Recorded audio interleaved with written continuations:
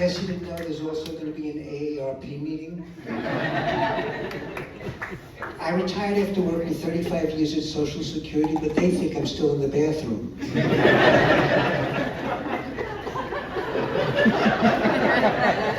I couldn't decide when to retire, so I asked my boss, he said, today works for me. I said to my wife, why don't you retire too? We can spend all day watching TV, being on Facebook, looking up what diseases we might have on WebMD. She said, I'm already doing that at work. My kids are worried that now I'm going to get out of shape, and they said I have to walk at least 10,000 steps a day. But how many times can you go from the couch to the bathroom? 241. We have a bird, Charlie. He's like a little parrot. We love him. He's really good. At least one of us loves him. Anyway. A few years ago, my wife was getting up off the couch and she accidentally stepped on him. He was okay, but she flattened him out like a pancake and couldn't fly. She had no idea he was making his 10,000 steps that day. And where was he going? Shopping?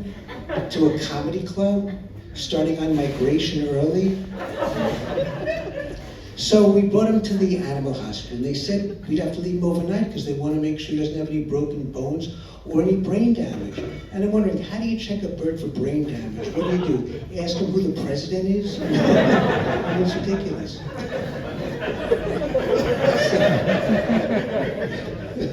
Count, anyway.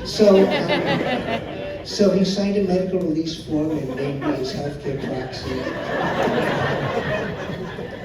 And I wanted to do right by him, so I got him a private room, a gilded cage, a burner phone, and a television. He likes Lassie, Animal Planet, and Jeopardy. He always gets the answer right, but he has trouble putting it in the form of a question. So this was expensive, so I had to leave my wife as a deposit. So the next day I get a call, they said, he's doing much better, you can come pick him up. So I get to the receptionist and I said, I'm here for my bird. She said, do you have a woodpecker? I said, no, I do okay with what I have, thanks for asking.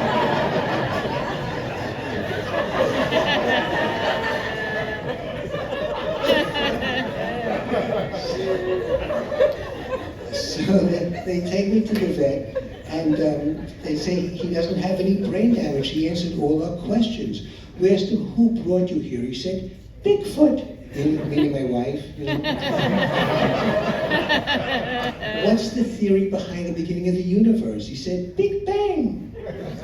Who's your favorite Sesame Street character? He said, Elmo. He's supposed to say Big Bird, but I can live with a little brain damage. It's okay.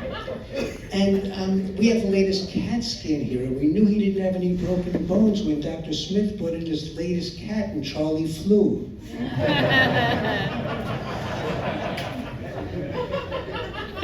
So they gave me the, wait, listen. So they gave me the bird, and then they gave me Charlie. So I picked up my wife, and on the way out, I also got one of those yellow reflective vests for when he walks around at night, in the car. And they must have taught him, some self-defense stuff, because now when he walks, he says, I'm walking here, I'm walking here. And, it took him a while to start flying again. Like he didn't know he could fly. And, he wasn't sure he was okay. And then one day my wife sneezed and it startled him. And all of a sudden he shot up and he flew a little. And he learned that my wife has allergies. So I was feeling like I'm the better parent. I was cocky. I would never have stepped on him. And a month later I sat on him. Squashed him like a pancake. Again, he couldn't fly. It was okay, but whatever. So, I wasn't going to bring him back to the animal hospital. My wife didn't want to spend another night there.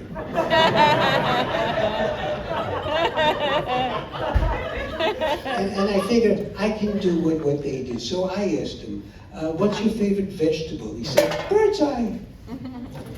What's your mother's maiden name? Polly.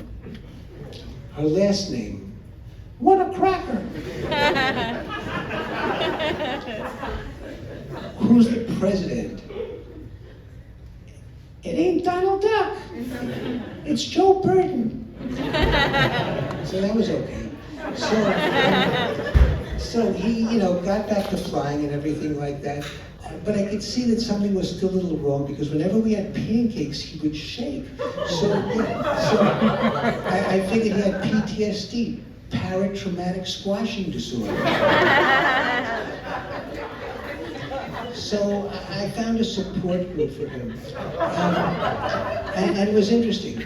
There was like a depressed pigeon who was an empty nester. Right? You never see a baby pigeon, no such thing. There was a paranoid owl who kept going, where?